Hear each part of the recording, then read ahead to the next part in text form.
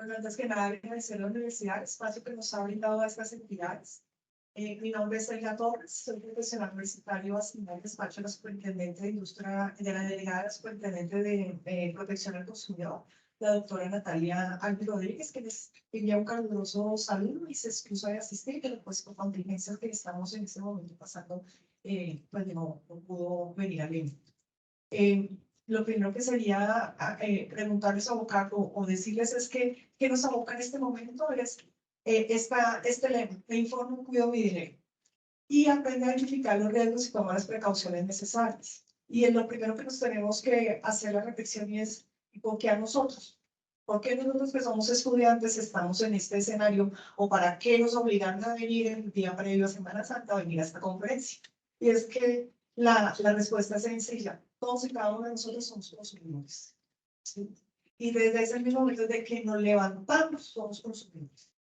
Consumimos todo. Vamos a la tienda a comprar el pan, vamos a hacer mercado, vamos a comprar la prenda de vestir, aceptamos una promoción y una oferta, miramos un carro, googleamos, estamos en las perfiles de Instagram, por Instagram también compramos cositas, ¿cierto? Todo nuestro diario vivir, desde que nos levantamos hasta que nos acostamos, estamos haciendo relaciones de consumo y compramos, ya sea por medio de nosotros, utilizando la tarjeta de crédito de nuestros padres o en efectivo. Eso es, ¿cierto? Entonces, nuestro primer deber como consumidores, ¿cuál tiene que ser? Bien, ahí está, informarnos. Es nuestro primer deber, ¿sí?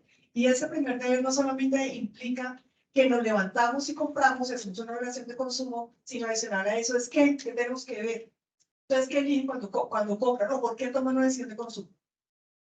Por gusto.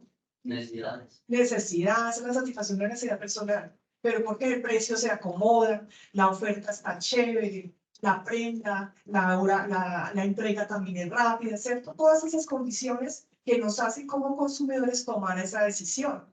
Pero adicional a eso es que uno dice, ah, mire, esta prenda me gusta el color, la textura, la talla, el tamaño, sí, está perfecta, viene en XS, XM, sí, está chévere el foto, ¿cierto? Entonces, nuestro primer deber como nuestra compañera es informarnos. Pero además de eso es una obligación y un derecho, ¿sí? ¿Por qué es un derecho?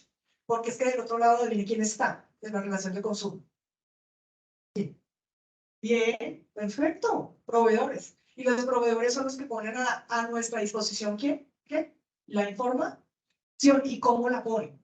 Le pone color, estrellita, se toma foticos, la toma de abajo, de arriba, la pone variedad de colores. Ellos son los dueños de la información. ¿Y cómo la disponen al público para que nosotros podamos tomar una decisión de consumo? ¿Cierto? Entonces, primer mensaje, somos consumidores. Segundo mensaje, tenemos un derecho de ver qué es información, ¿cierto? Informarnos. Listo. Bueno, las Superintendencia de Industria y Comercio protegen los derechos de los consumidores. Pero en este escenario que nos aboca en este momento son operaciones de sistemas de crédito online o comercio electrónico, ¿sí? Y en ese evento nuestra entidad tiene una competencia suplementaria. ¿Qué piensan que sea suplementaria? ¿Qué les suena suplemento? Que reemplazar. Bien, ¿tú? Perfecto, entonces la siguiente pregunta, ¿y entonces ustedes qué hacen? O sea, ¿ustedes son los últimos en la cadena? Sí, nosotros en este momento somos los primeros que nos abocan son ellos, ¿sí? Estas entidades que están acá, Superintendencia Financiera y Superintendencia de Sociedades. Nosotros protegemos a los consumidores, pero en otras operaciones de sistemas de crédito que no están vigiladas por ellos. Nuestra norma de protección del consumidor está establecida en la ley 1480. Y esas normas son de carácter de orden público, es decir, que no se transan, concilian, desisten, eliminan, o si no le informo, no importa. Sí importa. Nuestros derechos no son renunciables, son como los derechos laborales. No puedo renunciar, ni los pueden quitar, ni los pueden dar, así no me lo digan. Está la norma, y como es una norma de orden público, estamos protegidos. ¿A qué se ven después los proveedores que no lo cumplen? Pues obviamente a sanciones. ¿Y las sanciones van a dónde? Para nosotros. Ahí hay dos cosas. Entonces, la primera es que tenemos dos competencias. Y la superintendencia se encarga de dos cosas. Hay una jurisdicción que es una delegatura jurisdiccional, una delegatura de protección al consumidor. La delegatura jurisdiccional maneja todo ese punto de reclamaciones. No me pagó, no me cumplió, la garantía se venció, tengo un conflicto de competencia. Cuando quiero reclamar algo, hago una acción de protección al consumidor, pero para eso necesito presentar una demanda, ¿sí? Como, con todos los requisitos que lleva el Código General del Proceso. Y por el otro lado, está la delegatura a la que pertenezco, que es la delegatura de protección al consumidor, pero ahí los derechos no son de carácter individual, sino son de carácter universal. Es decir, que protegemos a este colectivo al cual pertenecemos todos.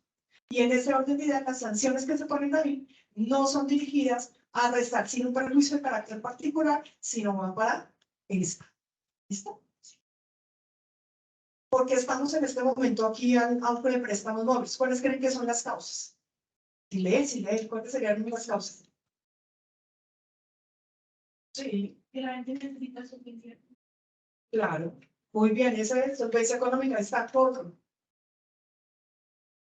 Solvencia económica fácil. Porque pues, o sea, hipoteca puede ser muy difícil, pero no. Claro, porque la situación económica en este momento, para nuestros padres, para los que nosotros laboramos, pues no es fácil, ¿cierto? Todo lo que necesitamos es precisamente, como dijo ella, dinero fácil, rápido, que no pida tantas cosas como nos pide que la banca, ¿sí? O lo tradicional, ¿cierto? Adicional a eso, pues que es que está ahí en nuestros celulares. ¿Quién de acá no tiene celular? Todos, ¿cierto? Todos tenemos celular. Las estadísticas dicen que más o menos en Colombia hay 70 millones de celulares, 70.000 celulares. Sí, 70 millones de celulares. Eso quiere decir que es 1.3 por persona. ¿Sí? Pero seguro es que no solamente tenemos el que está acá, sino el que está dañado en la casa o ya que pasó la generación, etc. ¿Sí? Entonces, esas son las todos. Como le digo a la compañera, son mirar las condiciones económicas, el incremento en uso de dispositivos móviles, la facilidad de acceso a la tecnología, el aumento de la demanda en préstamos en línea y la posibilidad de solicitar y recibir préstamos de manera rápida, conveniente a través de aplicaciones móviles. ¿Sí? ¿Por qué? Porque ahí ya está, pagan en sus apps. Hay una cantidad de oferentes de proveedores de servicios de operaciones de sistemas de crédito. O el tema de en línea, ¿no? Aquí, aquí las otras superintendencias les van a hablar de los algoritmos. Entonces, usted empieza a buscar y porque cada que usted busca, empieza a llegar usted bañas que no busqué zapatos y empezó a llevarme una lluvia de zapatos. Así mismo pasa. ¿Sí? Usted busca, necesito dinero, le sale ahí el mago del dinero. ¿Sí? Sí. Vamos a ver este pequeño video. Vamos a ver qué tenemos acá. Agua, luz, tercer aviso. Señal, oh Dios mío, ¿quién podrá ayudarme? Otra culebra. Creo. Hey, tú, problemas de dinero, cuentas por pagar, tranquilo. Llegó Crediconejo. No somos un banco ni una entidad financiera. Te prestamos dinero, no puedes descargar nada. Vamos a descargar la aplicación. Términos y condiciones. Aceptar. 2 millones. Aunque entrados en gastos, puedo pagar la tarjeta y el mercado. 2,5 millones. Aceptar.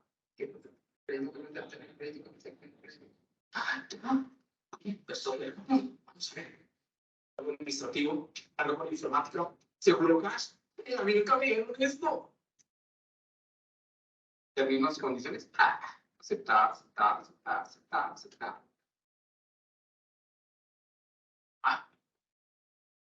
¿Qué creen que pasa? La escena siguiente, ¿cuál es? Hola, te estamos llamando porque tienes que pagar todos los precios que Sí, perfecto. Vamos a ver estas imágenes que salen de los periódicos, más o menos lo que denuncian los que son los consumidores que aceptan este tipo de operaciones de sistema de crédito en las cuales no tienen conciencia de su primer derecho, que es cuál? Información, ¿cierto? Entonces, el de aceptar. Cuando usted acepta, pero no le entiende y comprende a qué fue lo que aceptó, pues pasan ese tipo de situaciones. Y adicional a ese tipo de situaciones que ustedes pueden leer, si alcanzan a leer las noticias, Dice, denuncia que las apps de préstamos extorsionan o intimidan a deudores morosos. Pilas, no sea víctima de los préstamos gota a gota. Préstamos en línea, ¿cómo saber si son legales y confiables? Cuidado, el terror de los créditos fáciles, extorsiones, lágrimas y dolor. ¿Qué pasa cuando usted bajó la app y nunca verificó que lo que a qué le dio a aceptar? ¿Usted cree que a qué le dio a aceptar? Aparte de todo el punto de condiciones contractuales. Acceso a esa información. ¿Y su información de carácter? Privado. Usted accedió a fotos, galerías, contactos y redes sociales. Y aceptó sin haber ni leído ni entendido. Entonces usted lo paga y ¿qué pasa? Empiezan a extorsionar. O empiezan a llamarlo a decirle, ¿usted conoce a su tamita? Sí, sí, sí. Ah, bueno. ¿Y conoce a tal? Sí, es mi jefe. Ah, bueno. Usted no paga. Ah, bueno. Entonces vamos a empezar a ponerle redes sociales como que usted no es una pagar. O que usted no debe pagar. O empiezan a modificar sus fotos personales y a mandárselas a sus contactos. ¿Sí? O decirle, mire, me da tal plata, no ha pagado, y no sé qué tal. Porque usted no leyó, no entendió y no comprendió. ¿Sí? Entonces, ojo, cuando bajan ese tipo de apps de sistemas de crédito, o sea, no son sistemas de crédito en este momento, todo lo que usted tenga acceso, porque dice, no, es gratis, no, no es nada gratis. Cuando usted acepta, lo que está vendiendo es la información. ¿Sí? Entonces, nuestro primer mensaje es, sea un consumidor informado y sea un consumidor empoderado. ¿Qué es empoderarse? Precisamente saber que tenemos un derecho y un deber. Y tenemos que verificar a qué nos estamos comprometiendo. ¿Sí? Las normas de aplicación de protección al consumidor, entonces, en este escenario, ¿tienen o no tienen prevalencia? ¿Cierto? Cobran mayor prevalencia. ¿Por qué? Precisamente por la simetría de información que nos protege la ley 1480.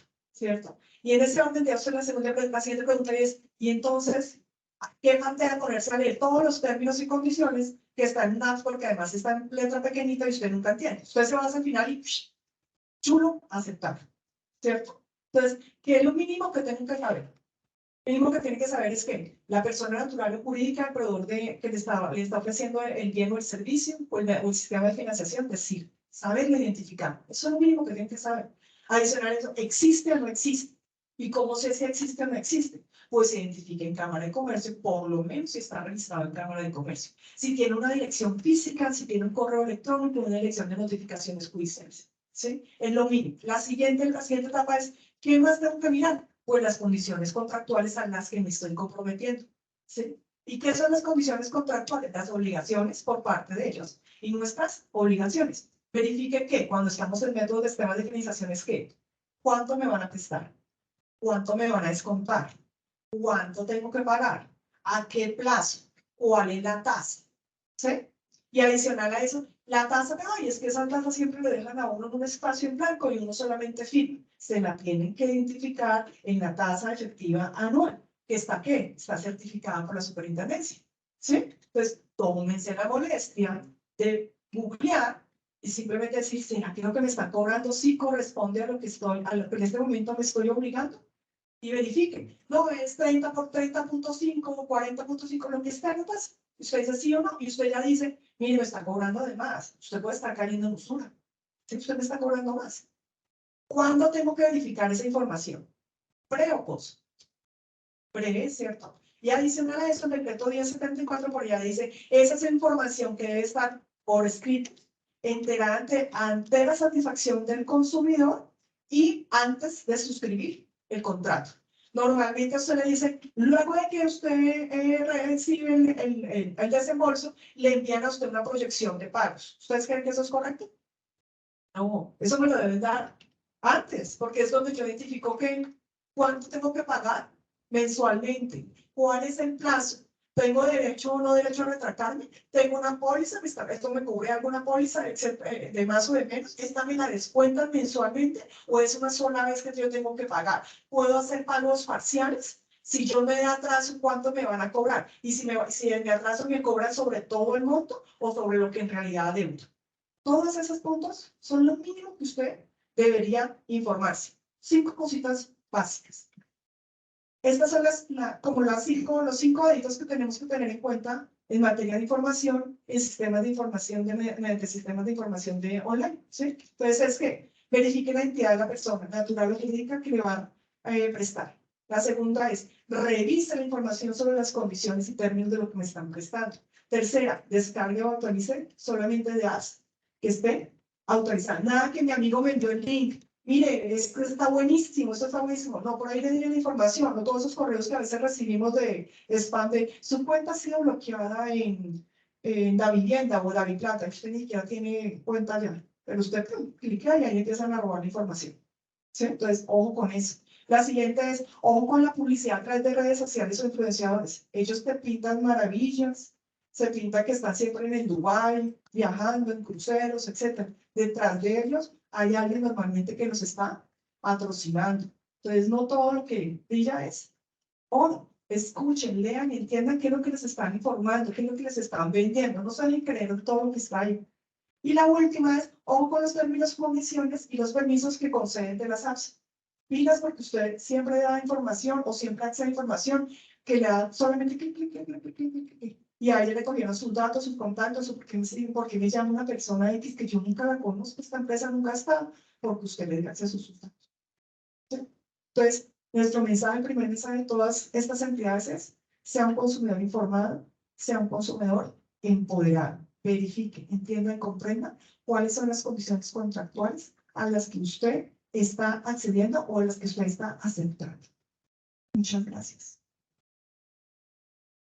Gracias a Edgar de la Superindustria por todos los tips que nos da para protegernos a digamos, estas posibles apps que lo que quieren es cobrar los intereses que no están permitidos en Colombia. Mi nombre es Javier Pulido, soy abogado de la Superintendencia Financiera y vamos a hablar de los temas básicos, más o menos cómo funciona el sistema financiero y digamos de algunos tips que tenemos nosotros bastante importantes de modalidades de estafa, de captación de recursos que presentados al público pudieran parecer legales, pero pues que realmente lo que nos interesa perder nuestros recursos. Entonces, más o menos en línea de lo que estaba hablando Elga, frente a este tipo de créditos que se realizan por apps y se realizan a través de redes sociales y demás, lo que tenemos que saber son dos cosas. La Superintendencia Financiera vigila el sector financiero regulado.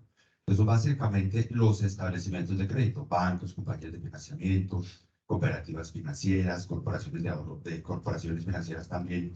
Y básicamente lo que hacen es intermediación. ¿Eso qué significa? Reciben recursos del público, a cuenta de ahorro, cuenta corriente, CDTs, y se voltean nuevamente y los colocan en la economía a través de diferentes modalidades de crédito.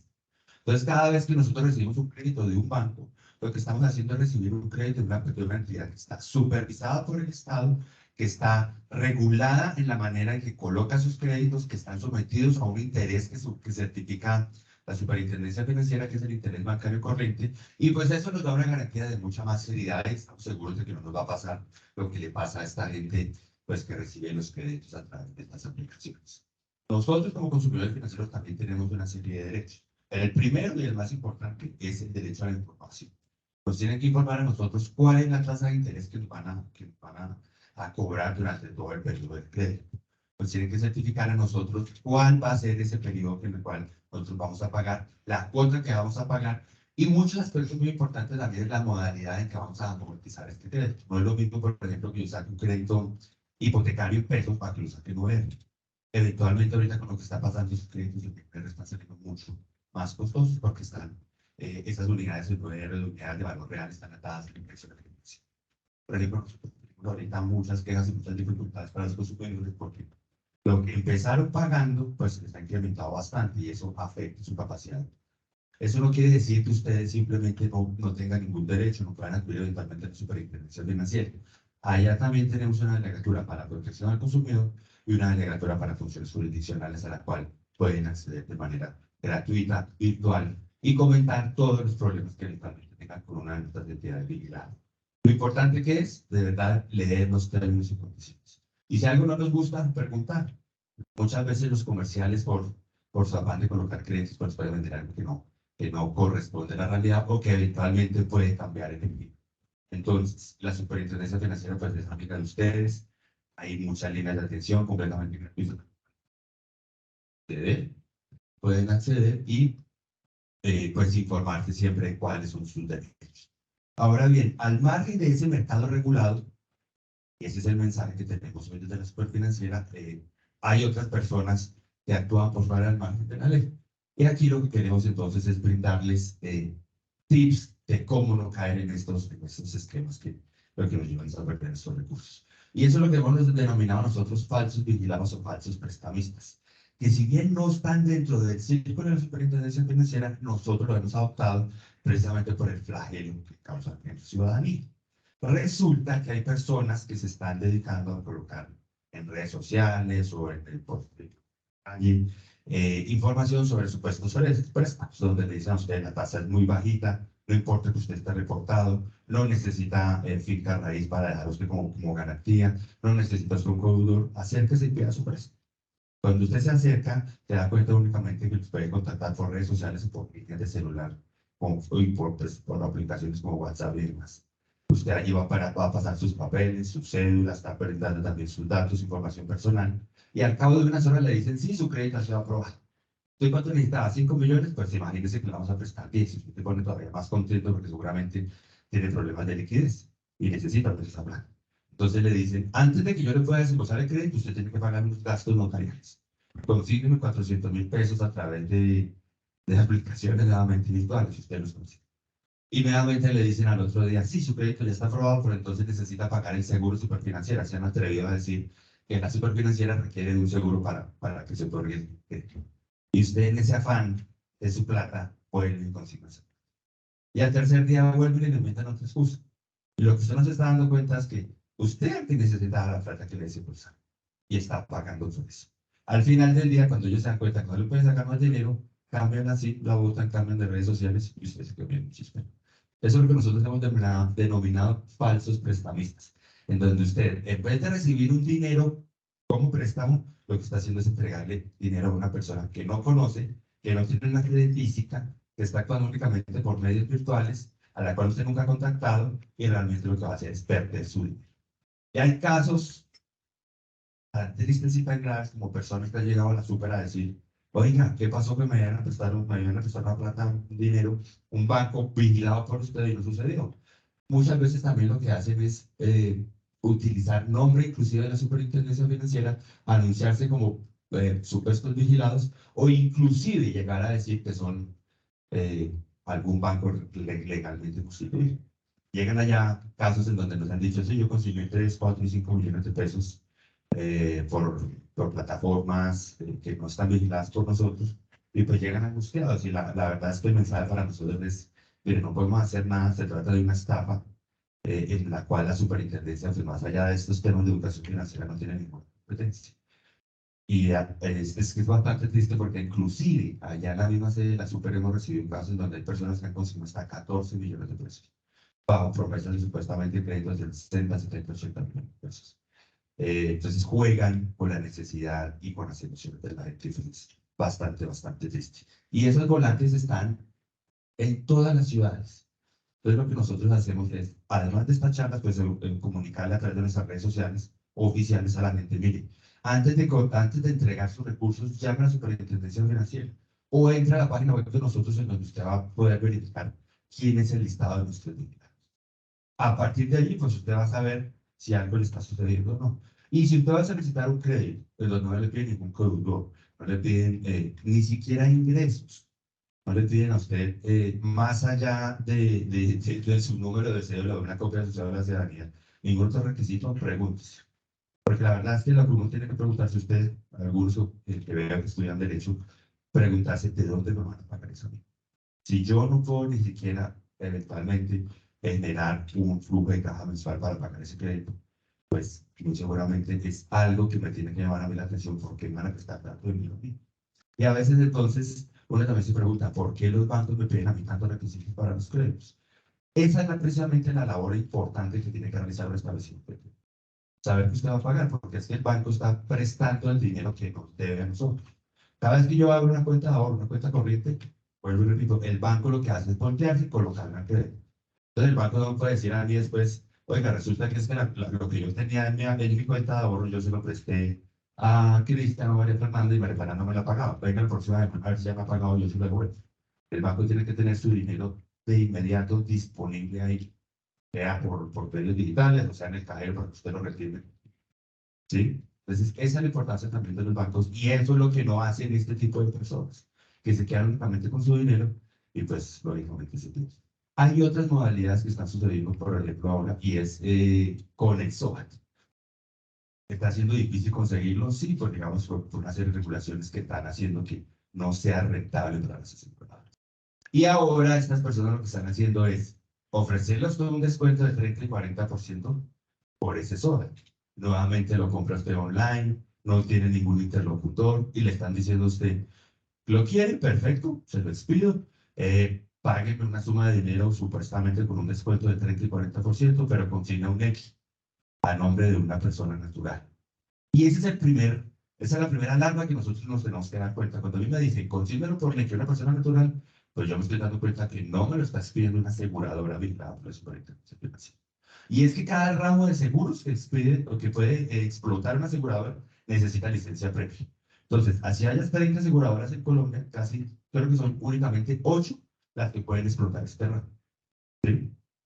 Y es por eso que yo tengo que dirigirme necesariamente a una aseguradora y verificar cuáles son los canales autorizados para expedir este tipo de seguros. Entonces, ¿qué es lo que están haciendo ahí? Usted supuestamente compra asesor, le envían un PDF que parece muy real, con su placa, con su nombre, y cuando usted lo para en policía de tránsito, usted pasa ese SOAT y resulta que ese SOAT pertenecía a otro carro, a otra persona y ya estaba vencido.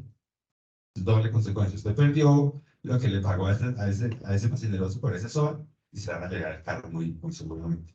Y entonces llegan nuevamente las quejas a la Superintendencia Financiera diciendo, es que me lo vendió Pedro Pérez, ¿usted por qué no hizo nada? Y usted no le dice, yo no sé quién es Pedro Pérez, yo vigilo 30 aseguradores, pero no vigilo 45 millones de colombianos y no sé qué hacen ellos con su celular, pero si usted está pagando por un canal no autorizado, pagándole a una persona natural, pues hombre, pregúntese. Y más allá de eso, pues no crean esos descuentos porque no lo que están dando. Las tarifas del SOAT son tarifas fijas que se aplica la Superintendencia Financiera para cada vigencia. Entonces, si usted tiene un carro con ciertas características, le van a cobrar eso que es porque la Superintendencia ya lo certificó. Ni más ni menos. Esos descuentos en este momento no se están dando. Pero sí estamos recibiendo muchísimas quejas. E inclusive las mismas aseguradoras están diciendo, están utilizando mi nombre sin autorización y tienen pues que salir a medios y también a decir, mire, yo no exploto ese ramo, yo no lo vendo así, mis cartas autorizadas son estas. Y tenemos ese problema en este momento. Digamos que las estafas están cambiando cada día y cada momento según las necesidades de la gente. Primero con los créditos. El mensaje ahí es, pues no consigue dinero antes, más bien vaya a un banco y pida, si usted no tiene vida crediticia, lo primero que puede hacer es pedir un crédito de bajo monto. Los bancos lo otorgan, que es hasta de 4 salarios mínimos, si usted no tiene vida crediticia.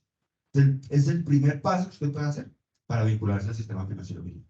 Y si se trata de un seguro, pues vaya directamente a las aseguradoras que le pueden usted certificar una póliza real que realmente lo va a cumplir. Además de eso, quisiera preguntarle si alguno de ustedes conoce qué es el mercado Forex. Un mercado de divisas, ¿qué se hace en ese mercado? Exacto, se gana un porcentaje, digamos, en el spread, en la variación del valor, digamos, de todas esas divisas, ¿no es cierto? Entonces, pongámoslo en términos planos. Cuando yo compro un dólar, la semana pasada está a 4.800 y esta semana está a 4.630. Eventualmente yo puedo haber perdido, pero puede pasar lo contrario, que yo me gane un spread o un pequeño margen en donde yo gano 200, 300 pesos y eso es básicamente lo que sucede en el Forex. Este es un mercado regulado internacionalmente, es un mercado real, es un mercado que existe. Que es muy volátil y muy riesgoso, sí, pero digamos que el inversionista que conoce estos temas, pues puede arriesgar una suma de dinero. Y es un mercado internacional y resalto esta parte porque en Colombia ninguna entidad está autorizada a hoy para explotar ese ramo ni para ofrecerlo en el mercado. ¿Qué es lo que sucede aquí? Que cuando usted quiere operar en este tipo de plataformas, pues tiene que hacerlo a través de entidades que están supervisadas eventualmente en el exterior, pero pues que no tienen ninguna representación aquí en Colombia. Y pues usted entonces asumirá el riesgo de contraparte, que es saber cómo me va a responder la otra persona por esa operación. Si usted tiene un problema eventualmente con ese trader, pues pregúntese si se va a tener la oportunidad o no de llegar allá antes de poner alguna queja. En la Superintendencia Financiera también recibimos este tipo de comunicaciones y lo primero que tenemos que decir es, si no está aquí en Colombia, no está sometida a nuestra vigilancia. Si estuviera autorizado acá, pues seguramente podríamos hacer algo, alguna investigación. ¿Mm? ¿Qué sucede ahora? Como lo acaba de decir Tomás, es un mercado que es volátil, sube y baja. Básicamente es un mercado en donde esas divisas no están sometidas a un valor cierto, sino que todas las vicisitudes del mercado van a formar los precios. Toda esa información que se recoge, todo lo que está pasando en el mundo, desde la guerra en Ucrania hasta la inflación en Estados Unidos, afecta a la valorización de las divisas. Pero en Colombia hay personas de las tan inteligentes y que nos dicen a nosotros que nos reciben una suma de dinero y que nos pueden generar una rentabilidad. ¿Sí? Entonces, para estudiantes de Derecho, cuando yo recibo un dinero y me comprometo a devolverlo con un interés, ¿qué contrato se pone? Bien, muy bien, ese es un mutuo. Lo que pasa es que lo tratan de maquillar de alguna u otra manera. Supuesto contrato de trading, supuesto contrato de inversión, supuesto contrato de cuentas de participación, que sí existe, pero lo manejan de otra manera. ¿Qué es lo que pasa ahí entonces? Recuerden que si ustedes les ofrecen eso y le dan ese dinero a esa persona no está autorizada para administrarlos. Y así las cosas, ¿qué es lo que va a pasar muy seguramente? Que al principio usted le van a pagar una rentabilidad, usted va a quedar muy contento, porque esa gente le dice que le paga el 10, 20 y hasta el 80% mensual. Y usted un 80%, pues, no a ustedes son muy inteligentes, para los de afuera, les va a parecer muy interesante y muy rentable.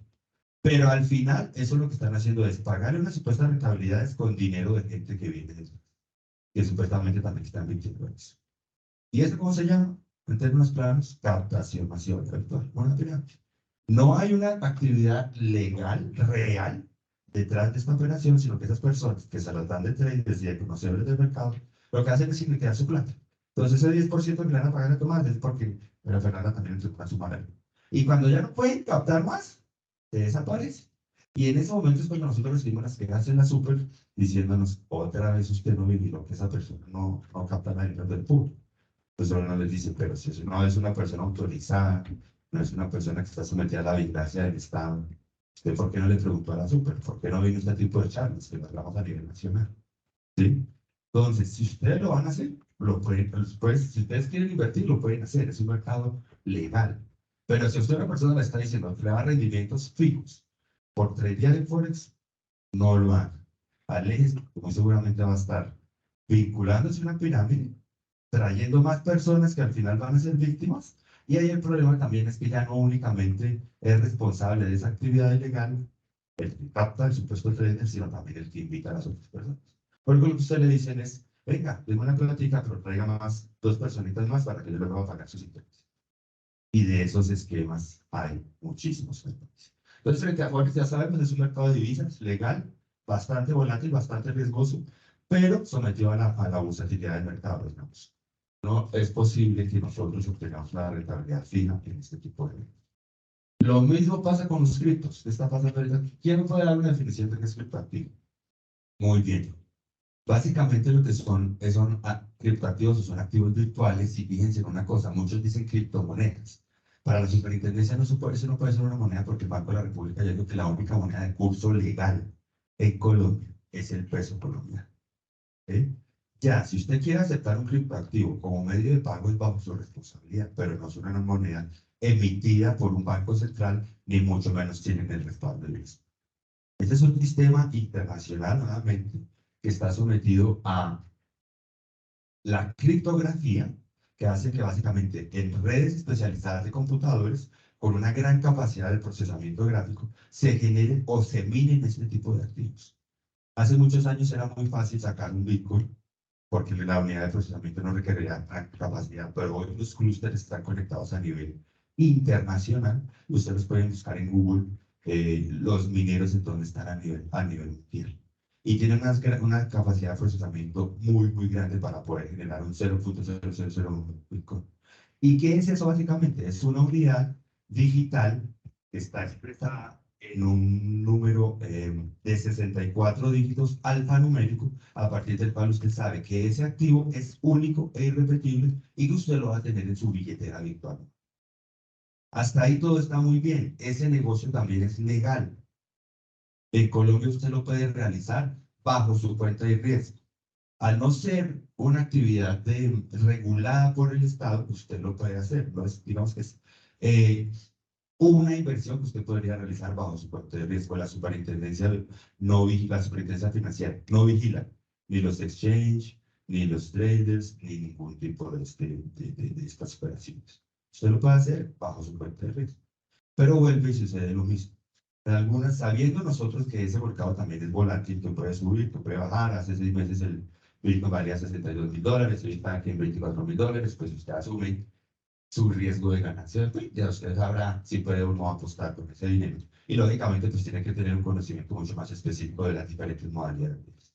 La superintendencia que hizo para acercar al público con este tipo de mercados. Hay un proyecto en la arenera, que es donde se testean todos los proyectos digitales del sector vigilado, y lo que se le permitió a algunos bancos es recibir depósitos, una cuenta específica para eso, y usted lo que hace es abrir una cuenta en un exchange regulado internacionalmente. Les doy un ejemplo. Usted va, no estoy haciendo publicidad, simplemente un ejemplo para que lo tengan en cuenta. Usted va a la vivienda, le abre un depósito y después manda ese depósito a Binance, en México.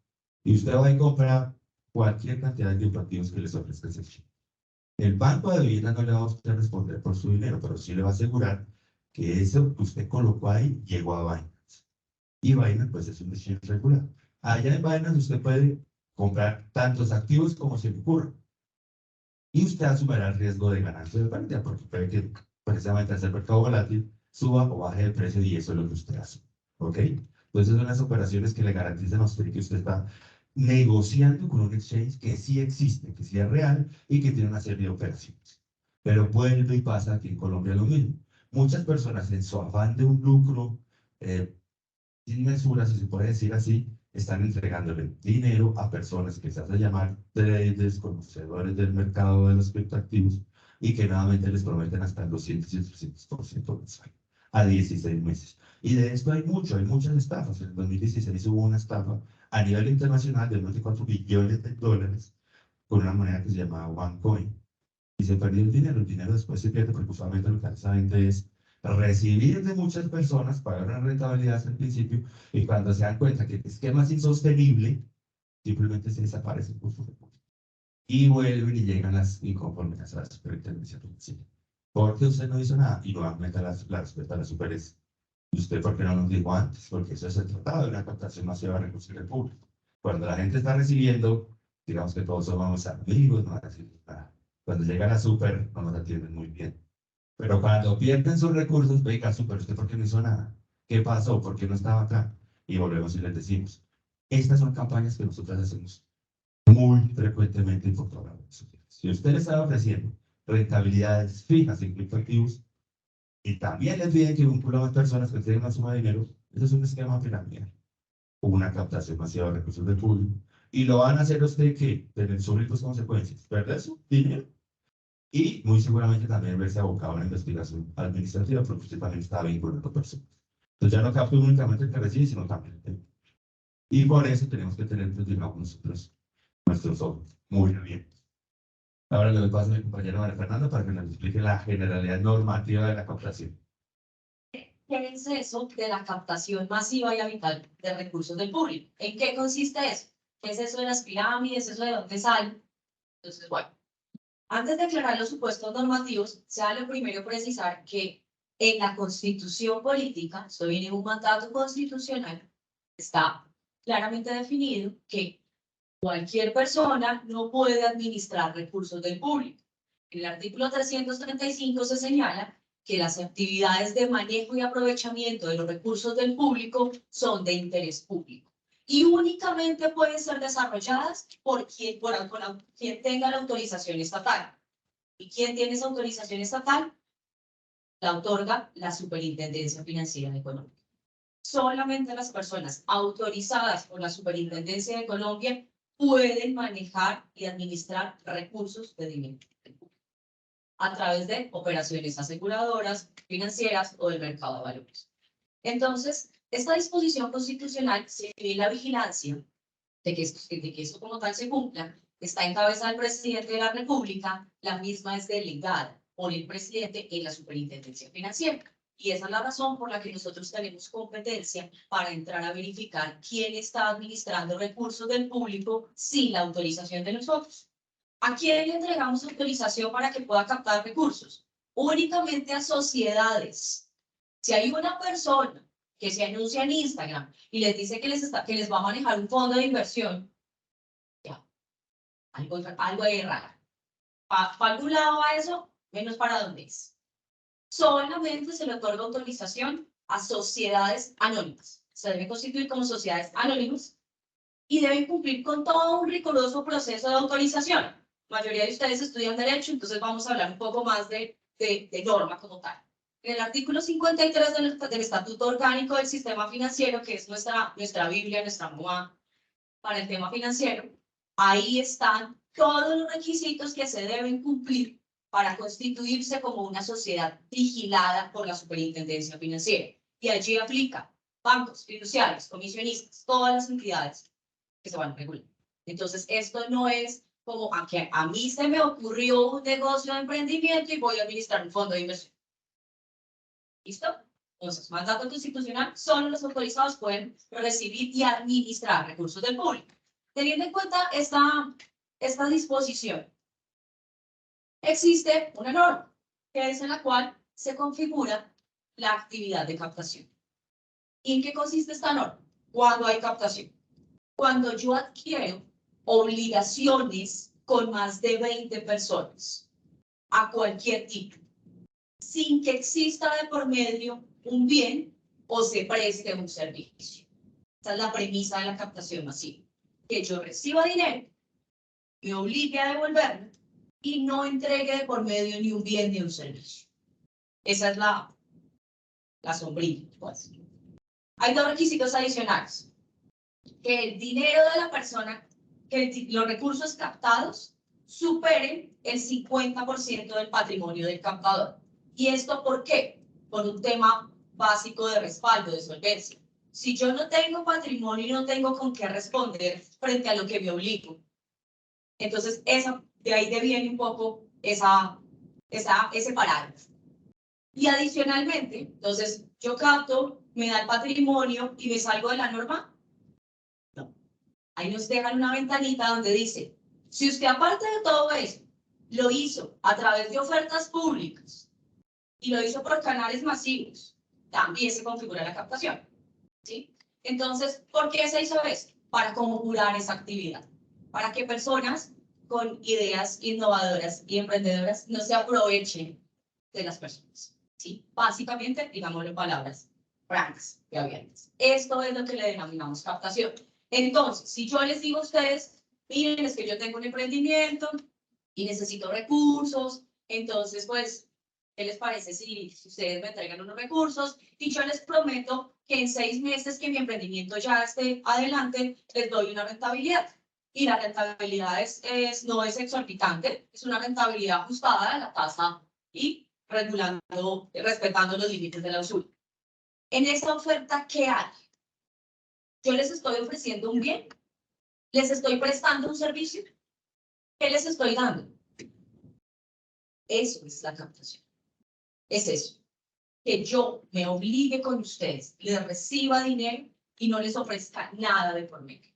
Eso es lo que se le denomina captación masiva y habitual de recursos de público, lo cual se configura a nivel administrativo, y es por lo que les explicaba, por eso es que la Superintendencia Financiera tiene competencia de entrar a vigilar que alguien le esté haciendo una actividad sin la autorización. Por eso entra Superintendencia Financiera. Pero también se constituye como un delito. Y eso está en el artículo 316, y la competencia para investigar el delito es de la Fiscalía General de la Nación.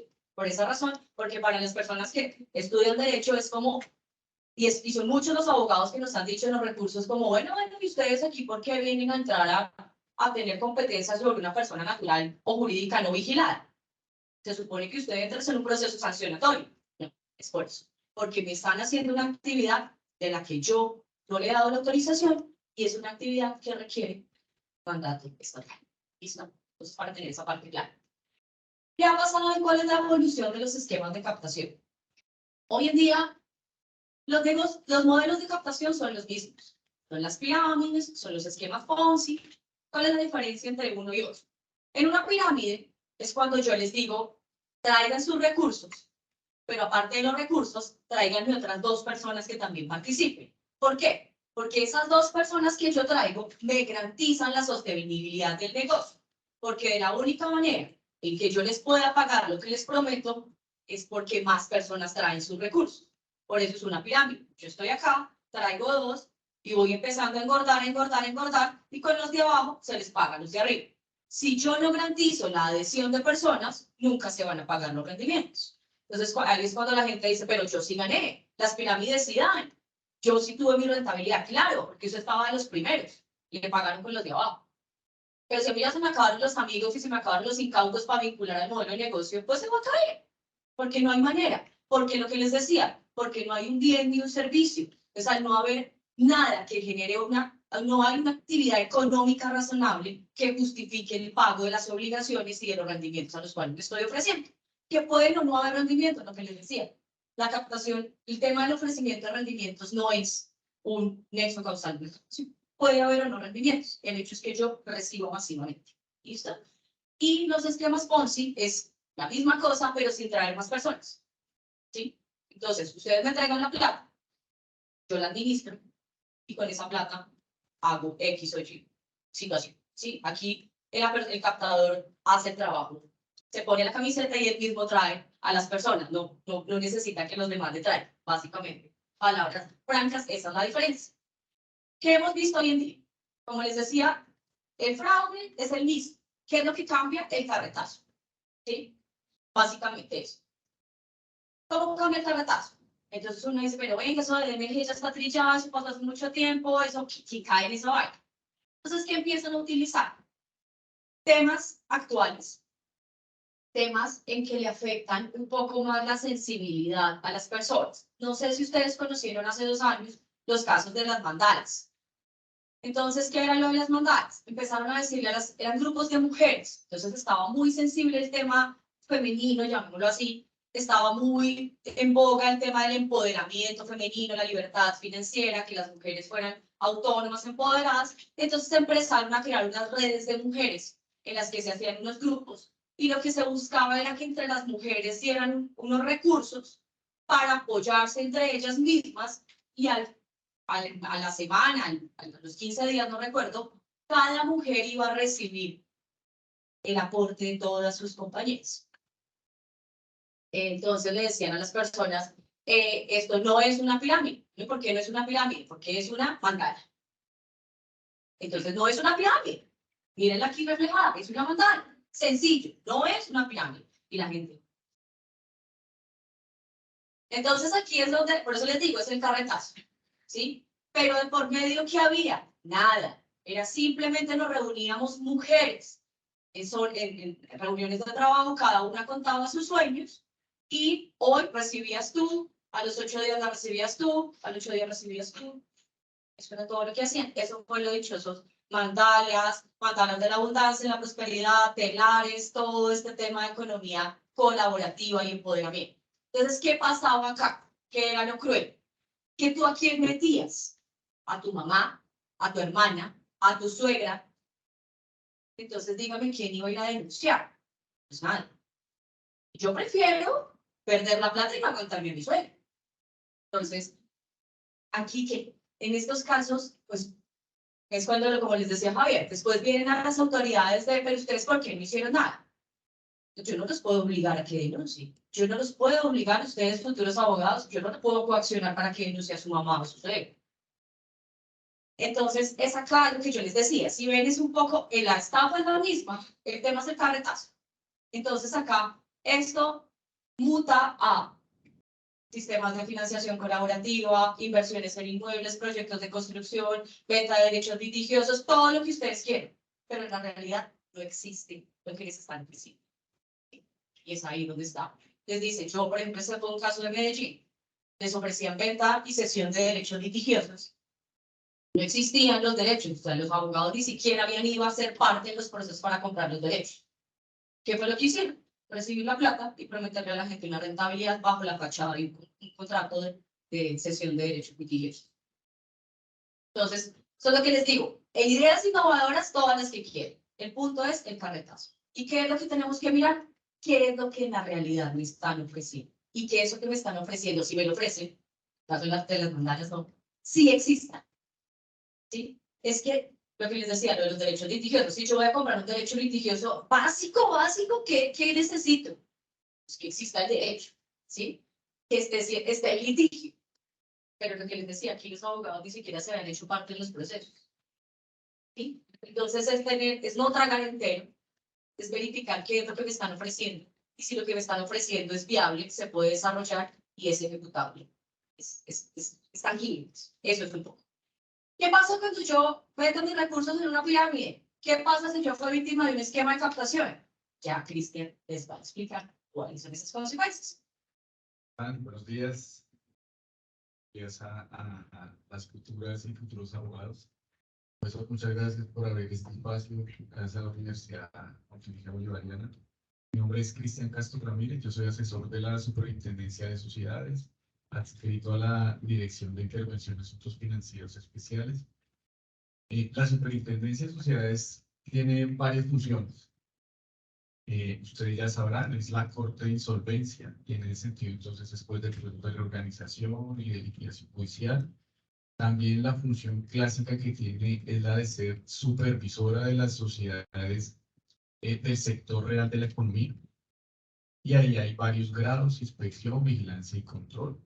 Eso se ejerce a través de funciones administrativas, pero también cuenta con unas funciones en materia del régimen de intervención estatal, ¿sí? Entonces, nosotros a través de funciones administrativas también tenemos la misma función que tiene la Superintendencia Financiera de Colombia, que es la investigación sobre actividades de captación no autorizada de recursos del público. Adicionalmente, también tenemos funciones judiciales para seguir un proceso que se llama de intervención judicial, que ya les voy a comentar en qué consiste.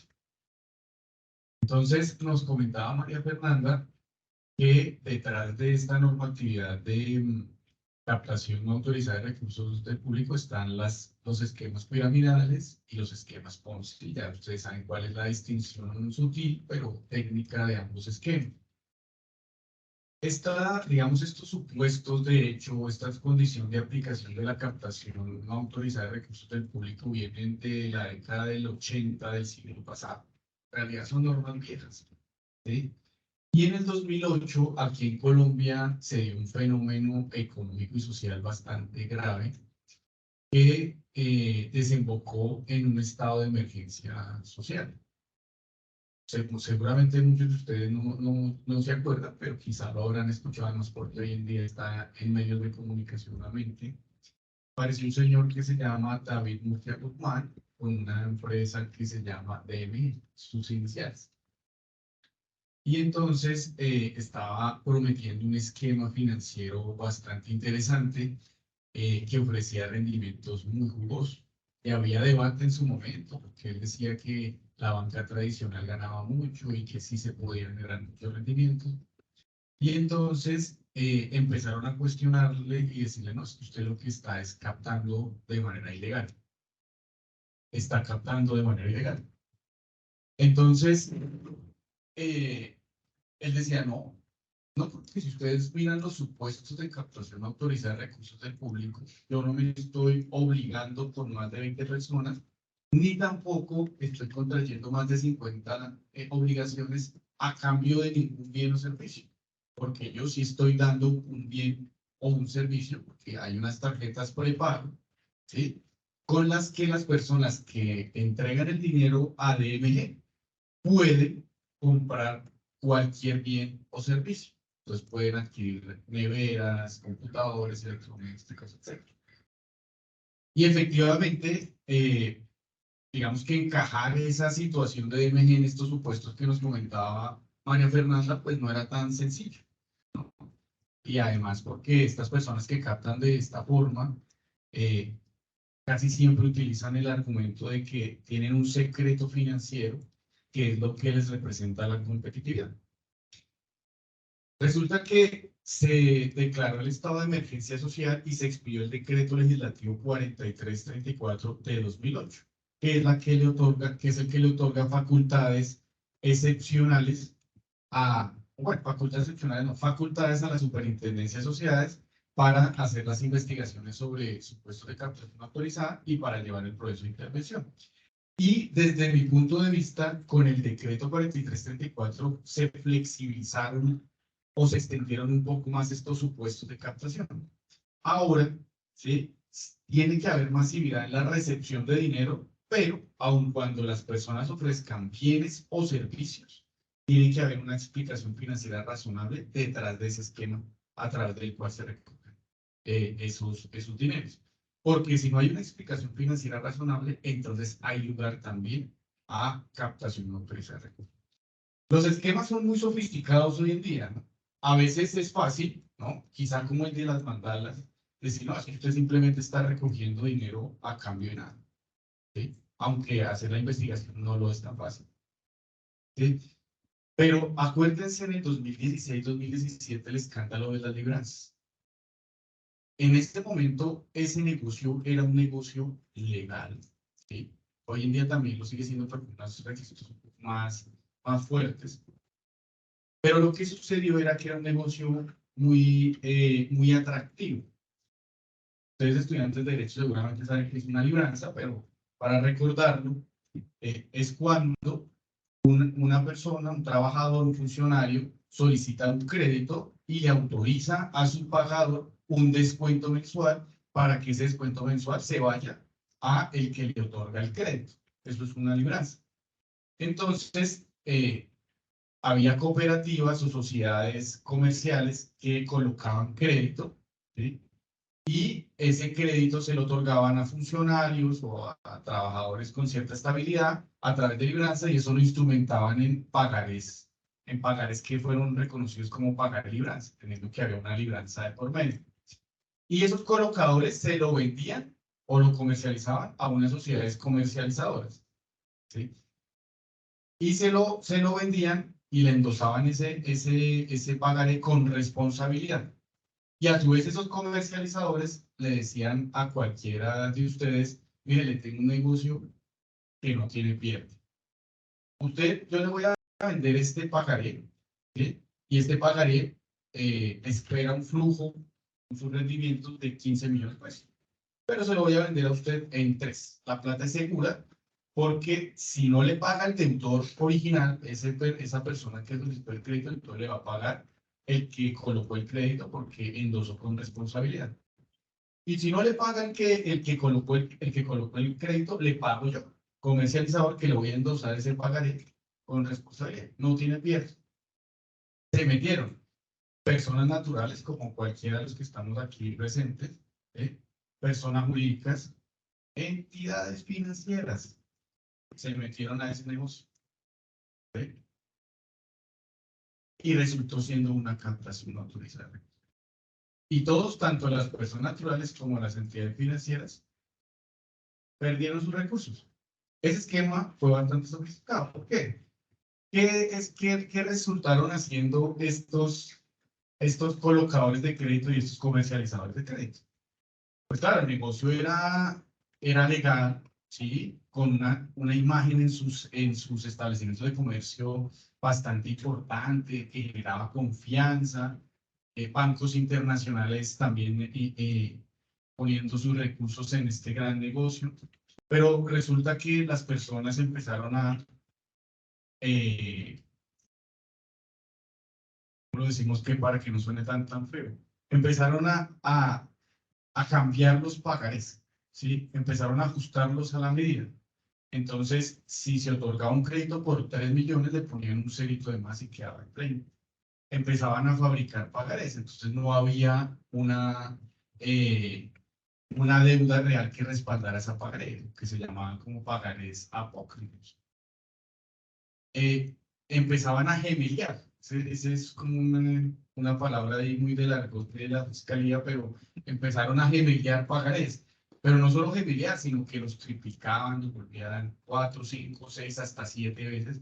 Y pues simplemente los estaban vendiendo y lo que vendían eran cosas que no existían porque lo que les estaban entregando a las personas eran pagarés de los cuales no se derivaban los flujos de dinero que les estaban prometiendo.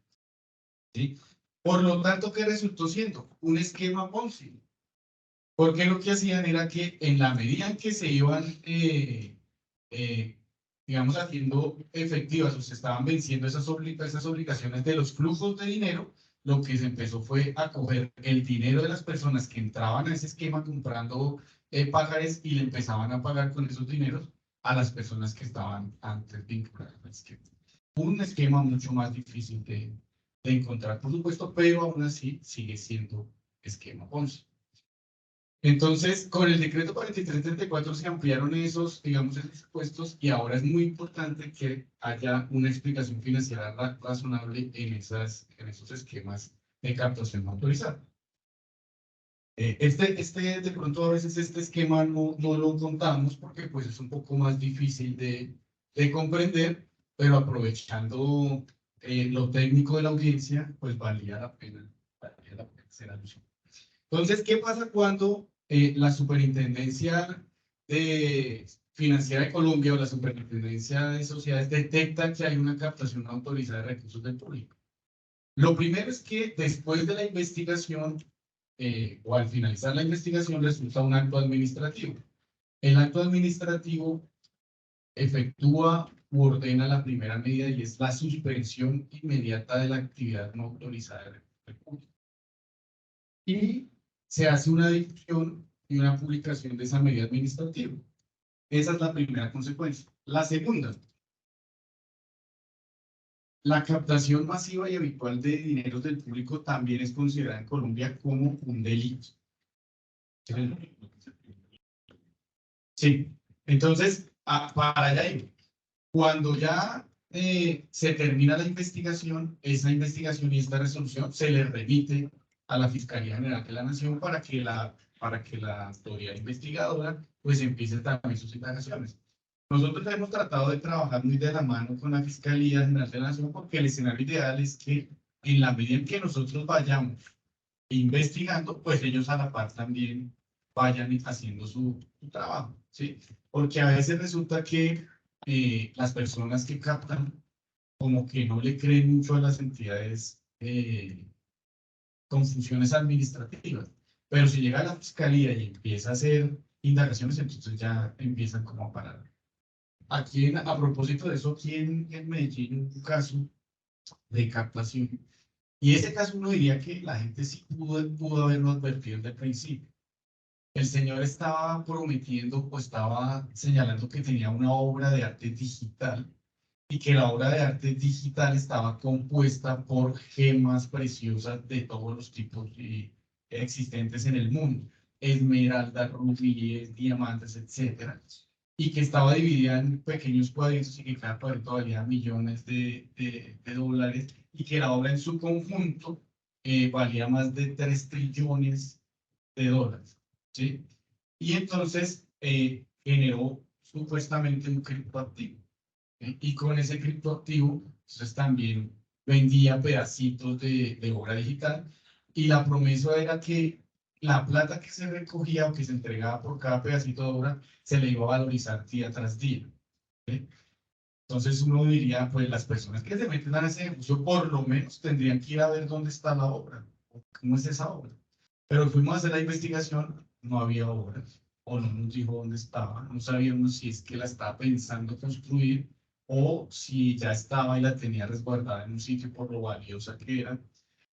No tenía un criptoactivo porque el tema de los criptoactivos se fundamenta en una tecnología, Digital Ledger Technology, y la blockchain, y allá eso como que no se encontraba. Entonces, finalmente resultó siendo una burda captación, ¿sí? Una especie de esquema Ponzi, pero el señor le recogió plata a muchos ciudadanos colombianos y a ciudadanos del extranjero. Y sin embargo, se ordenó la suspensión, después se dio inicio a un proceso y ahora la Superintendencia de Sociedades está demandada por una cantidad de plata porque el señor dice que se le dañó su negocio. Entonces ese es el tema. Entonces la Fiscalía inicia sus actuaciones, ¿sí? Y este tipo penal puede dar una pena privativa de la libertad de 120 a 240 meses y multas hasta de 50 salarios mínimos legales mensuales vigentes. La tercera consecuencia es la apertura de un proceso judicial que se llama de intervención judicial. En este caso, la Superintendencia de Sociedades actúa como juez de la República en única instancia y este es de los procesos más gravosos, si es que no es el más, que existen en nuestra legislación, porque además de la Corte Constitucional, cuya sentencia es cuando decide la constitucionalidad de las normas, este juez también sus decisiones tienen efectos erga omnes, de única instancia, no hay posibilidad de recurso alguno. ¿Y cuál es la finalidad de este proceso? Es tratar de devolver los recursos que le fueron captados o que fueron entregados por las personas afectadas. ¿Sí? Y es un tratar, porque usualmente los recursos que son entregados a estos esquemas de captación no se pueden encontrar. Y hay varias razones para eso. Uno, pues si se trata de un esquema Ponzi, el captador no los guarda, sino que el captador los va recibiendo y al mismo tiempo los va dispersando. Pero si es negocio, tiene que ser negocio para él, ¿no? Al mismo tiempo que los va recibiendo y los va dispersando, pues va sacando una porción también para él, porque esa sería la gracia de estas personas que tienen por labor captar. Entonces es muy difícil encontrar esos recursos y ya les voy a mostrar algunas cifras. ¿Quiénes intervienen en este proceso? Se intervienen todas las personas naturales, jurídicas que hayan captado, pero también los establecimientos de comercio, los administradores en general, miembros de junta directiva, revisores fiscales, contadores y cualquier otra persona que tenga algún vínculo, ya sea directo o indirecto, o sea, que haya participado, que se haya beneficiado.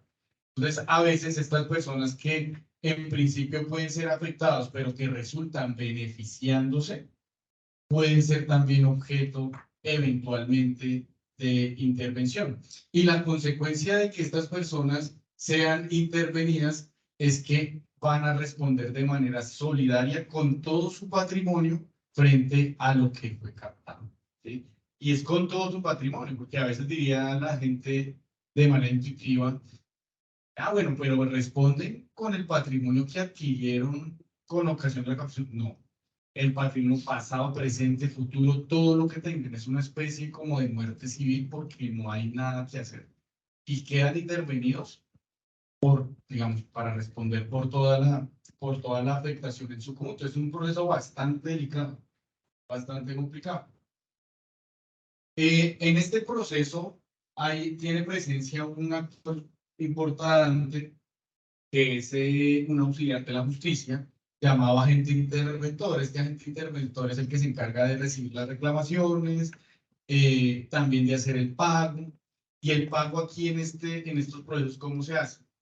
No se hace como se hace en los procesos de liquidación a prorrata, ¿no? Porcentualmente por la deuda que se tenga, sino se hace por cabeza. La distribución es por cabeza. Entonces se coge todo el activo y de ese activo total que se encuentre se divide entre los que afectados reconocidos.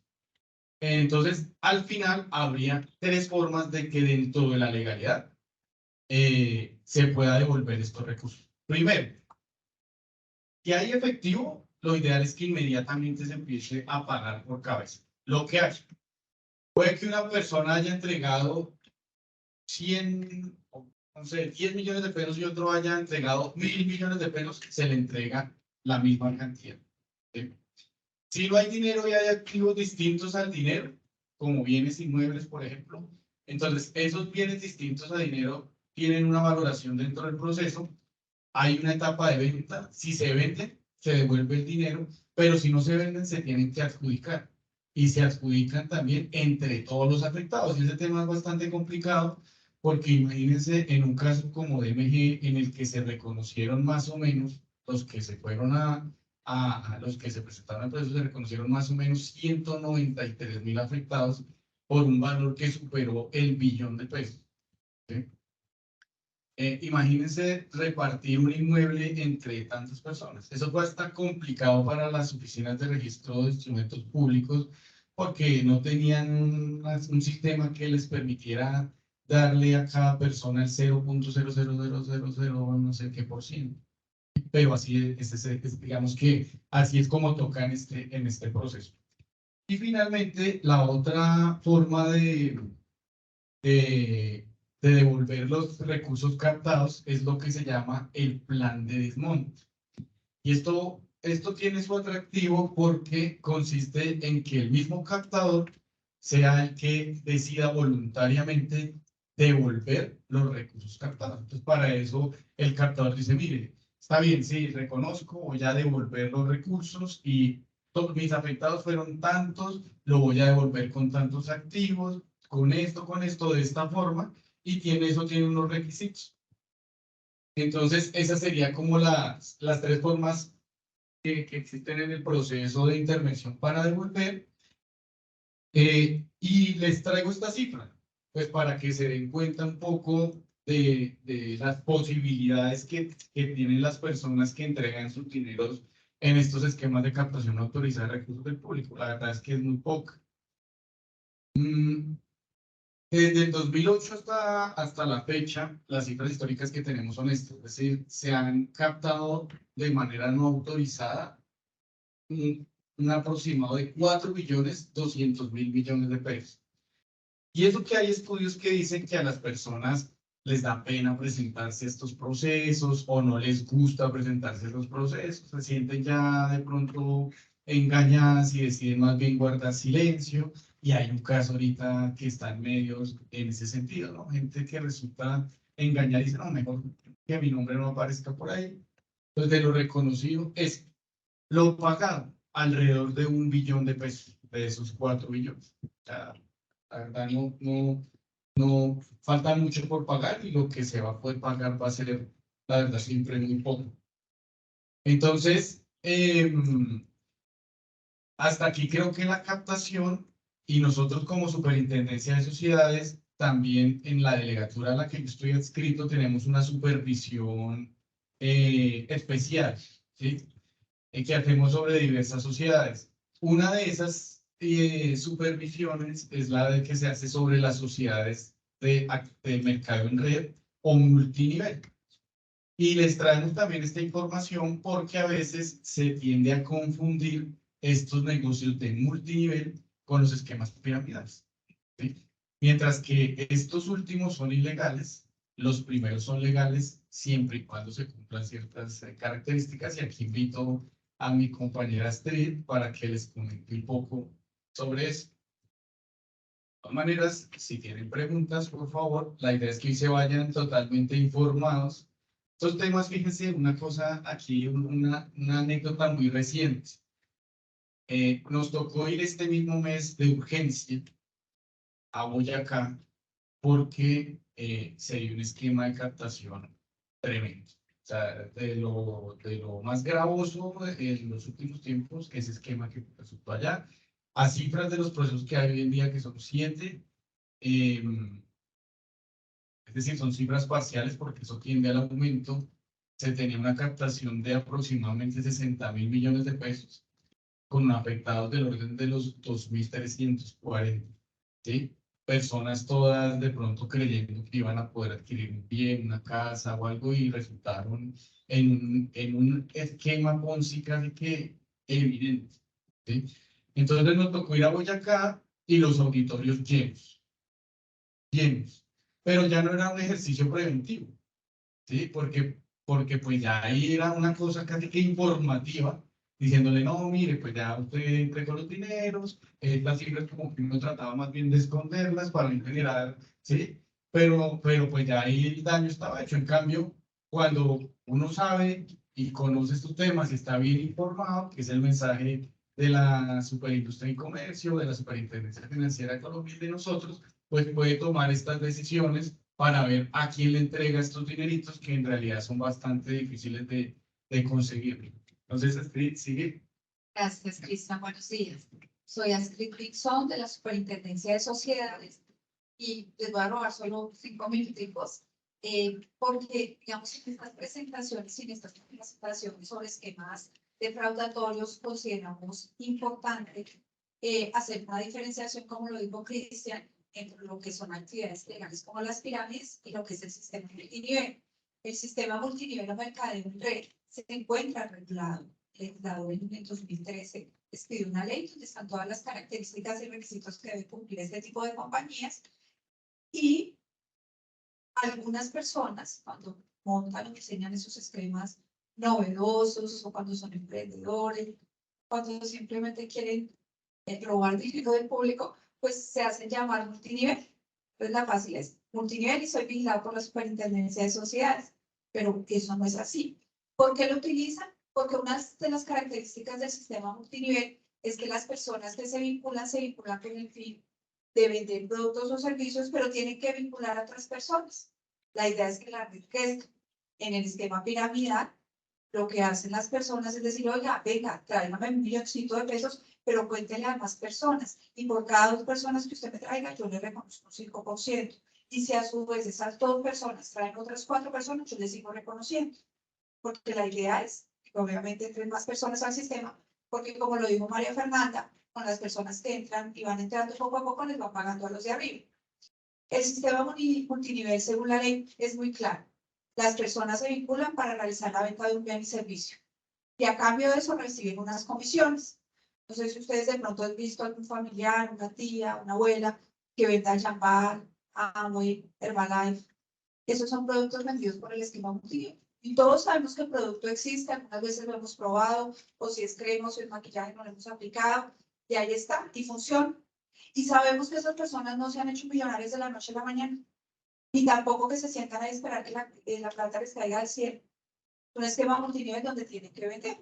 Nosotros en nuestra supervisión verificamos que las compañías cumplan con los requisitos que estableció la norma. Y por eso siempre determinamos o verificamos que exista un producto o servicio, que la sociedad esté constituida y que efectivamente no le hagan falsas promesas a la gente, sino que el plan de compensación, que es el plan de ganancias, sea real, se pueda cumplir. ¿Qué pasa con la ley? La ley dice que se tienen que constituir como sociedades comerciales, también tienen que cumplir con todo el tema societario.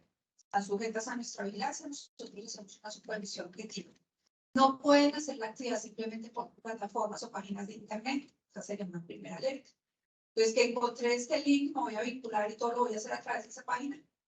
No necesariamente. Verifique si está inscrita en Cámara de Comercio, verifique si tiene una dirección, vaya y mire los productos, trate de averiguar para saber si efectivamente es una compañía multinivel. En nuestra página de internet pueden entrar y consultar para saber si la compañía es una multinivel.